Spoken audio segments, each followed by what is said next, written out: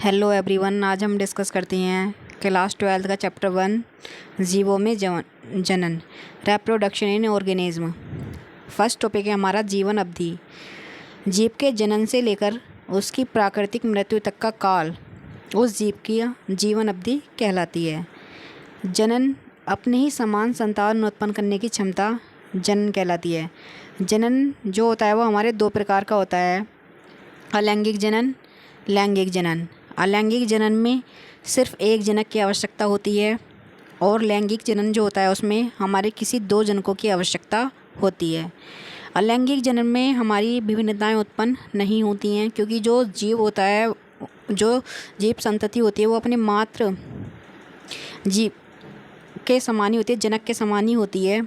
लैंगिक जनन में जो भिन्नताएं हैं वो उत्पन्न होती हैं, जो मतलब हमारे जैव विकास का आधार होती हैं।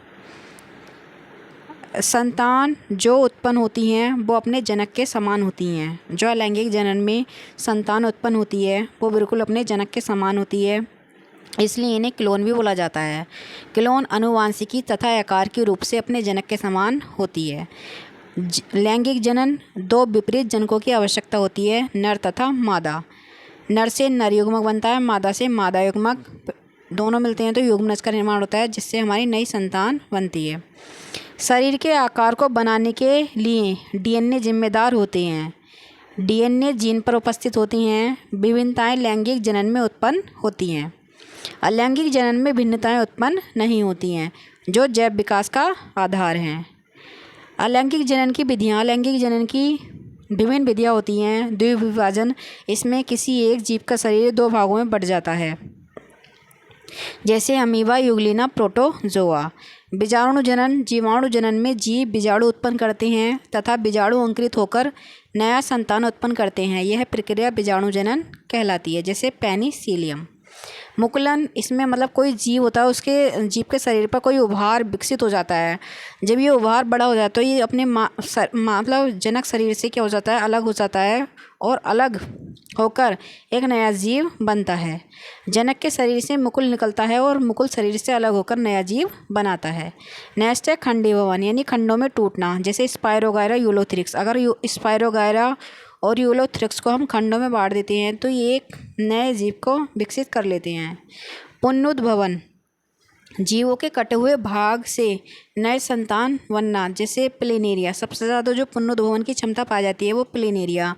छिपकली की पूंछ में भी पुनरुद्भवन की क्षमता पाई जाती है।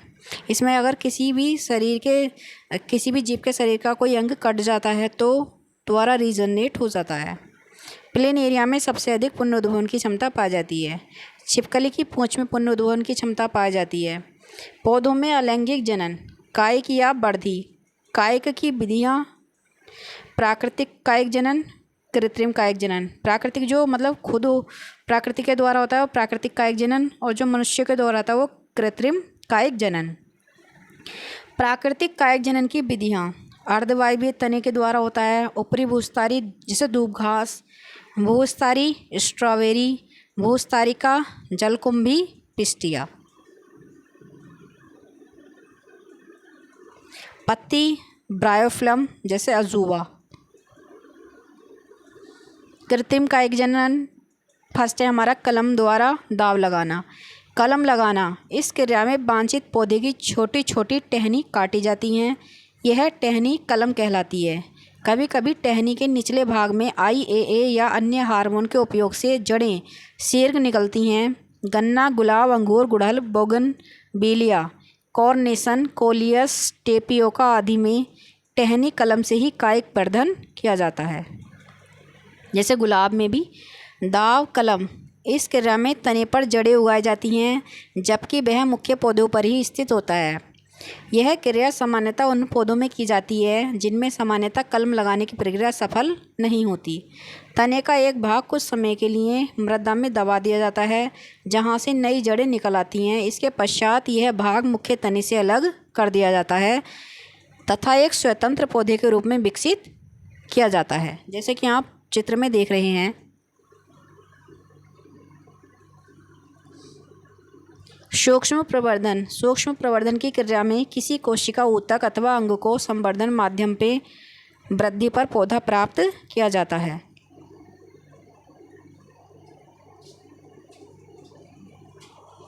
द्विलिंगी, एक ही प्राणी में नर तथा मादा दोनों होते हैं, जैसे केचुआ, लीच, स्पंज। एक लिंगी जंतु, एक प्राणी में या तो नर होगा या मादा जनन अंग होगा। लैंगिक जनन में होने वाली घटनाएं: निषेचन पूर्व घटना, निषेचन पश्चिम घटना। निषेचन पूर्व घटना में युग्मक जनन, युग्मक स्थानांतरण। युग्मक जनन, युग्मकों के निर्माण की प्रक्रिया। युग्मक स्थानांतरण, नर युग्मक का मादा युग्मक के पास पहुंचना। युग्मक 3 टाइप के होते हैं: समयुग्मकी, असमयुग्मकी, विषमयुग्मकी। समयुग्मकी में नर युग्मक तथा मादा युग्मक दोनों आकार व परिणाम में समान होते हैं। असमयुग्मकी में दोनों नर व मादा का बाह्य आकार समान पर परिणाम भिन्न हो। विषमयुग्मकी में नर तथा मादा भिन्न प्रकार के होते हैं, जैसे कारा, ओडोगोनियम। निषेचन, नर तथा मादा युग्मक संलयित होते हैं तो इसे युग्मक संलयन कहते हैं। इसके परिणाम स्वरूप द्विगुणित युग्मनज का निर्माण होता है। इस प्रक्रिया को निषेचन कहते हैं।